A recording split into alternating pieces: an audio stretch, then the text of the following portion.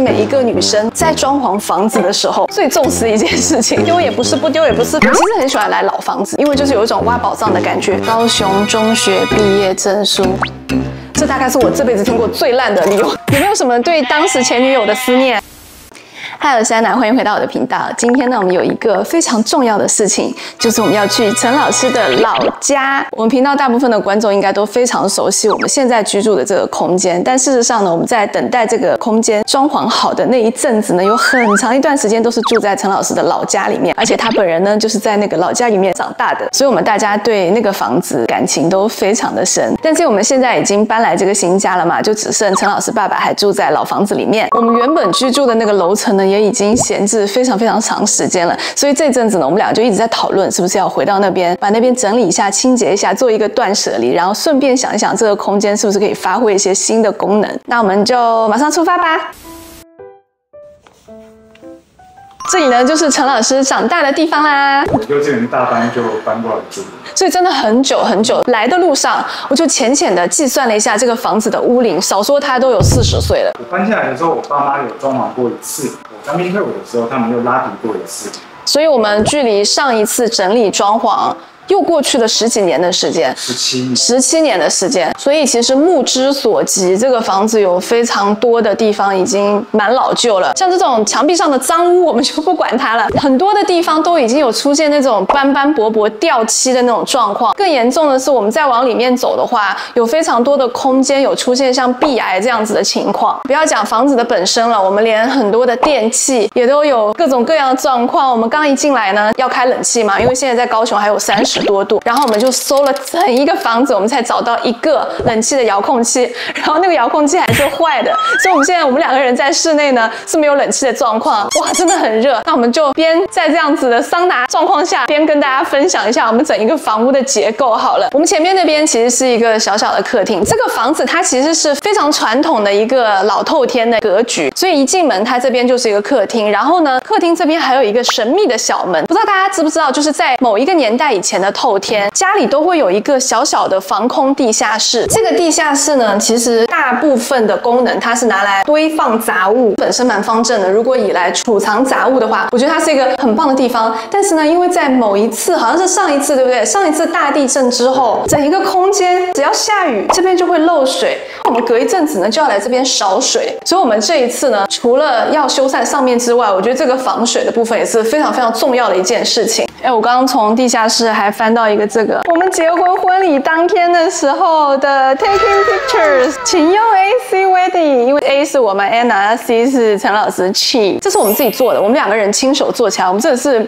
美劳课的小能手。哇，这已经过去，今年是我们婚礼10周年，哇，这个板子还在，这个真的要留下来，我觉得这很漂亮。再往里面这边走呢，就是我们的餐厅，然后餐厅这边的话，它少了一些储物的功能。我没有什么要讲餐厅的，我要往里面走。再往里走呢，就是我这一次更新这个老屋最重要的一件事情。每一个女生在装潢房子的时候，最重视的一件事情就是厨房。这个厨房可能是因为它这个年代比较久远，收纳的部分没有做得非常的好，所以大家可以看到，我们家住着之后呢，我们的锅子是收纳在天花板上面的。可是明明上面下面就有这么多的柜子，然后这个橱柜还给我们带来一个什么样的问题呢？它有可能会损伤我们的家电，就是我们的洗碗机。因为中间有一阵子我们觉得老人洗碗好像有点辛苦，我跟陈老师就买了一个洗碗机装来这个家里面。但是因为当时装这个洗碗机的时候，它那个橱柜上面就会多出一块，跟这个洗碗机的尺寸是不匹配的。装完洗碗机之后呢，这个橱柜后来也没有认真的去处理，就是装了一块饰板在这边。结果呢，这个洗碗机现在还是可以用啦，可是它每次用的时候呢，它就会自己走路，它会哒，下缘整个就已经跑出来了，觉得总有一天它会离家出走。所以这个橱柜到时候我们就会整一个全部都重新规划一下。然后这个厨房还有一个问题，我觉得比较严重，我自己会比较在意的呢，就是我觉得它的这个灯光的问题。你乍一看感觉白光好像很亮，有没有？但是呢，实际上每一次我在使用这边的琉璃台的时候，我就会发现，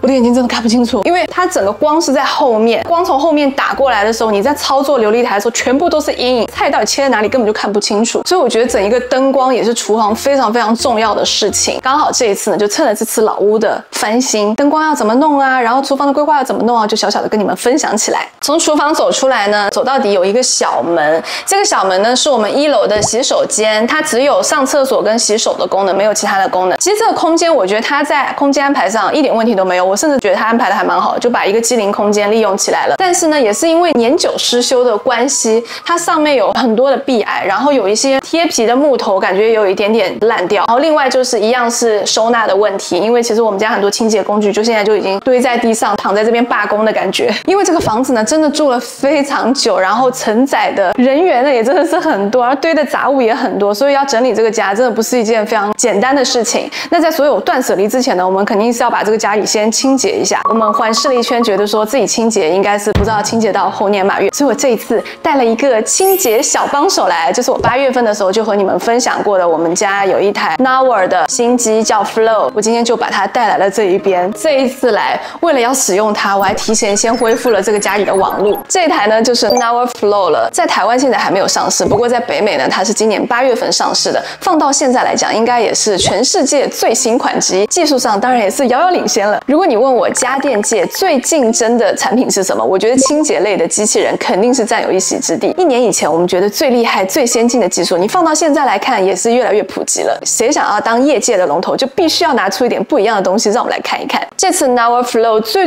不一样的呢，就是它带了 Flow Wash 热活水履带洗地系统。这个名字听起来非常的拗口，它究竟是一个什么样的东西呢？过往我们看到的扫拖机器人在拖地的时候，最先进的产品基本上都是用2个圆盘式的，在那里这样转，然后把你家里转干净了。不知道大家有没有看到过有一种更老的产品，最初代的产品，我们家以前有买过，一片拖布放在机器前面，来回把你家拖干净。所以其实我们看圆盘式的拖布放在之前看，它已经是一个改良过的产品了，而且哪怕放到现在，它也是一个非常有效可以把我们的地板清洁干净的一个设计。但是呢，这样子圆盘式的拖布有一个什么样的弊端呢？就是它这样一块布是从头拖到脚的。虽然现在有一些旗舰型的机型，它会有一个拖布脏污的侦测系统，就是拖布脏了，它会中途回到基站，然后洗干净之后再继续出来拖地。但是呢，它依然没有办法做到是及时清洁，所以很容易有些时候，比如说地上有一块脏污的时候，那个机器人上去拖完，结果拖着之后呢，那一块脏污就变成一整片地方全部都是脏污。那这一代 Nowor 的 Flow 呢，就非常好的解决了这个问题。我直接把它拿出来给大家看好了。这一块长方形的就是它的拖布，有别于我刚刚讲到之前那种圆盘型的拖布，它是一整条这样子的，边拖边滚动，就会比较类似于我们家里那种洗地机。而且它比一般洗地机更厉害的事情是 Nowor Flow 机身里面呢本身就内建了水箱，所以它在工作的时候呢，水就会流出来去清洁我们的拖布。而且这个水箱它不是一个，还是2个，一个水箱呢装干净的水，一个水箱呢去装污水，2个水箱是分开的。所以呢，我们在拖地的过程中，这一块拖布是始终都保持干净的。像我们今天来清洁这个老屋呢，有一些空间是像刚刚地下室这样子发霉的地方，也有像我们2楼有一个半户外的阳台空间，也有像这样子室内的瓷砖的空间，也有像厨房、洗手间这样子带着不一样污渍的空间。Flow 它会自清洁，才可以保证各个空间的脏污不交叉污染。如果说之前的扫拖机器人是一个会帮忙清洁家里的清洁人员的话，那这一次 Nowor Flow 它就是一个提着一桶热水，每擦一次地，它都要把那块脏的拖布拿起来去洗干净，然后再来清洁下一块地的清洁人员。这样子清洁人员我要花多少钱才可以请到？所以大家发现没有，从开始到现在，我甚至没有称呼 Nowor 的 Flow 为扫拖机器人，因为在我看来，我觉得比起扫拖机器人，它更加像一个自动自发、带着脑子工作的、不需要我操作的洗地机。之前有观众问我，安娜，我家的地板是木地板，可不可以使用扫拖机器人啊？安娜，我家的地板是瓷砖，可不可以用扫拖机器人啊？在这里呢，我也很想和大家分享一个我自己的心得。我们花高价去体验一个最新科技，很大程度是在购买这个价格差给我们带来的工作精细度的提升。在科技越来越发达的今天，我们对于技术门槛的基础要求就会越来越高。在未来呢，我觉得机器人和机器人之间的功能差异会越来越小，但是不同的机器人之间工作的精细度还有智慧度，这些细节给我们带来的不一样的体验，才是真正体现价差的地方。我们现在可以买到的旗舰机基本上都有自清洁基站、AI 壁障、边角清洁、地毯识别。有的机器呢，可能是在壁障上的表现会比较较好，有的机器呢可能是在某一种材质上面的表现会特别的好。但是以现在2025年的年中年末这个时间段来讲，一台真正的革命性的机器人，我认为它应该可以适配任何脏污、任何区域、任何角落、任何地板、任何障碍物。而这个就是我对 NourFlow 的评价。另外呢，有很多观众问我家里在买机器人的时候，要不要去买那个上下水的版本？那 NourFlow 呢，这一次也是配备了像我们家这样子的普通版本，还有上下水的版本，也就是他们所谓的3.0全能基站版。虽然说上下水版本它可以终极的解放双手，不要说自己清洁基站，连装清水、倒脏水这样子的工作都不需要人类自己来动手了。但是呢，上下水的版本它在价格上也会相对贵一点，然后对家里的一些装潢也会有一定的要求。那像我们家的这一台普通的版本的话，一来它的价格会更加的实惠，二来呢，像我们有几个居住的区域，我们可以把这台机器搬来搬去的使用，在使用上也会更加灵活一些些。好了，说了这么多，台湾、香港的观众，请大家再等一等，这一台机器我听说好像他们10月份就会在台湾做上市啊，这部分请大家等一下官方的通知。但是北美的观众，我提前要到了黑五期间的优惠价格，就把优惠的链接放在下方的资讯栏，大家可以提前用黑五才有的优惠的价格把这一台 NourFlow 带回家咯。OK， 那我们就继续往上走，讲到哪一层呢？我就把 NourFlow 报到哪一层，就让它一层一层的清洁上去。那我真的很厉害，你看它的箭图，我只是刚刚让它在1楼扫一圈，然后它就识别出来这一块是我们的客厅，重点是它识别出这里是厨房，然后识别出这里是卫生间、洗手间，真的很厉害，真的很厉害，真的很棒。现在这边呢，就是2楼的空间。2楼的空间的话，一直都是陈老师爸妈的一个居住的空间。这边是卧室，外面呢，以前应该是那种小客厅的感觉。说实话，我觉得每一层空间的区域，我们这个房子都算蛮不小的，我觉得很够用。可是呢，就是因为当时装潢的时候没有认真的考虑到整一个居住的习惯到底会放多少的东西，所以每一层楼都会看到很多的杂物一直往外堆。我们之前的那个3房开箱的时候，就有和大家分享过那个一整个满墙的那个柜子，我那么的喜欢，就是因为我觉得那个柜子你有了之后呢，你这些杂物就不会堆在外面，就可以全部都上墙收纳。所以我觉得这个东西应该也是我们后面会考虑更新的一个部分。这个空间再往里面走呢，这边的这个区域它是一个浴室，这个浴室空间我觉得也算是蛮足够大的。浴室外面它有一个阳台，我们家是把洗衣空间放在这边。这个空间说实话我非常的喜欢，因为这个空间超级无敌大，但是呢我们使用上就仅仅是把洗衣机放在这里而已，然后把那个空调的室外机放在这边。如果有机会预算允许的情况下，我也会希望把自己再更好的整理一下。